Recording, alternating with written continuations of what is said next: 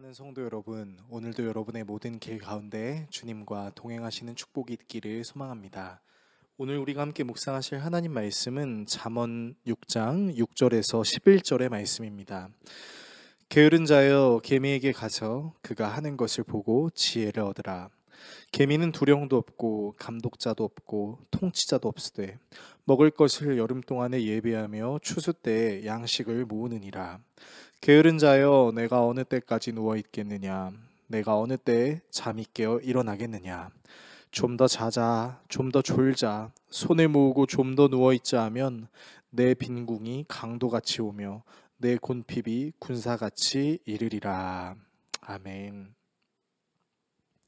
잠언 기자는 담보와 보증의 위험성을 경고한 뒤에 게으름에 대해서도 경고하는데요.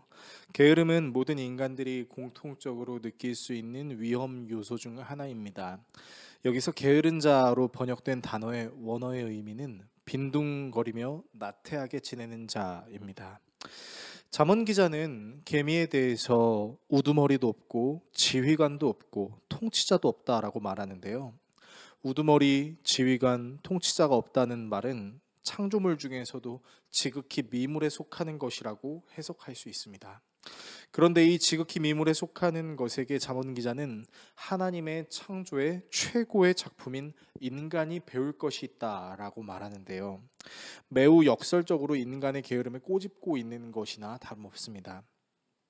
한낱 민물에 불과한 개미조차도 자기들을 다스릴 존재가 없음에도 여름 동안 양식을 마련하고 추수 때 먹이를 모아두는 것과 다르게 사람은 조금만 더 자야지, 조금만 더 눈을 붙여야지, 조금만 더 팔을 베고 누워 있어야지라고 행동할 수 있음을 잠언 기자는 언급하면서 그렇게 살면 가난과 빈곤이 강도처럼 군사처럼 달려올 것이라고 말하며 세상을 살아감에 있어 게으름이 없이 개미에게 배울 것을 강조합니다.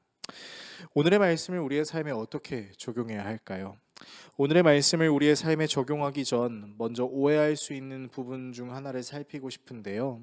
대체적으로 그리스도인들이 착각할 수 있는 오해 중 하나는 하나님께서 사람에게 일을 하라고 말씀하신 것에 대해 선악과 사건의 불순종에 대한 하나님의 저주라고만 생각하는 경향이 있습니다. 사실 이 생각은 반은 맞고 반은 틀리다고 할 수 있는데요. 하나님의 저주도 맞긴 하지만 사실 하나님께서는 이를 저주의 차원으로 주신 것은 아니었습니다. 왜냐하면 아담이 선악과 사건의 불순종함으로 저주를 받기 전에 이미 하나님께서는 인간인 아담에게 일할 것을 명령하셨기 때문이에요. 그 근거 구절이 창세기 1장 26절에 있죠.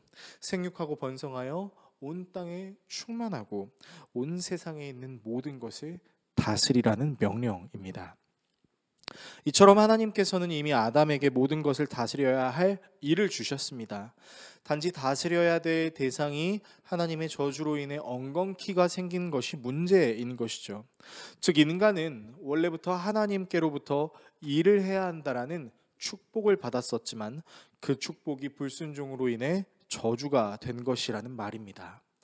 이 저주로 인해 우리는 일을 하면서도 일한 만큼의 결과를 얻지 못하는 경우를 맞이할 수 있고 수고했음에도 불구하고 도리어 손해를 보는 일이 생길 수 있게 되었습니다. 이 때문에 우리는 우리의 부지런함이 우리에게 성공을 준다는 생각을 할 수도 있겠지만 반대로 조금만 일해도 돈을 더 많이 벌 수 있는 것을 찾으려는 연약한 마음이 생길 수 있고 그 연약한 마음은 우리에게 게으름을 불러일으킬 수 있다는 것이죠. 그러므로 우리가 게으름을 피하기 위해 회복해야 되는 것은 단순히 열심히 살자라는 생각이 아니라 우리에게 일은 단순히 하나님께서 저주를 내리신 것이 아닌 하나님이 원래 인간에게 부여하셨던 축복이라는 사실을 회복해야 합니다. 우리는 일의 다스림을 받아야 하는 존재가 아닌 일을 다스릴 수 있는 존재라는 사실을 알아야 하는 것이죠. 물론 여전히 세상은 아이러니하게도 물가는 계속해서 오르지만 월급은 오르지 않는 저주와 같은 모습을 보여주기도 합니다. 그러나 우리가 일의 개념을 회복하고 하나님이 부르신 자리에서 맡겨주신 일을 감당하며 하나님을 신뢰하고 의지할 때 하나님은 이전에 아담에게 모든 것을 먹을 수 있는 축복을 주셨던 것처럼 우리에게 필요한 것들을 하나님의 계획에 따라 때에 맞게 채워주실 것입니다. 그리고 일의 개념을 회복하게 된다면 우리는 한낱 미물에게 배우는 것을 싫어하는 교만함을 버리게 되고, 한낱 미물에게도 인간을 깨닫게 하시는 하나님의 계획을 찬양할 수 있고, 그 하나님의 계획에 순종하기 위해 최선을 다해 살아갈 것입니다. 우리 모두가 계미에게서 배우게 하시는 하나님의 은혜를 기억하며 일의 개념을 회복하고 부르신 자리에서 최선을 다하며 살 수 있기를 예수 그리스도의 이름으로 축원합니다. 기도하겠습니다. 우리를 사랑하시는 하나님, 일은 하나님께서 우리를 괴롭히시려는 차원이 아니라 원래 우리를 사랑하는 마음으로 주셨던 축복이었습니다.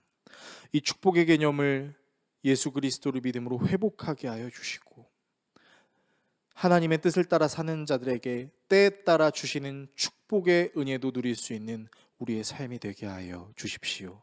예수 그리스도의 이름으로 기도합니다. 아멘.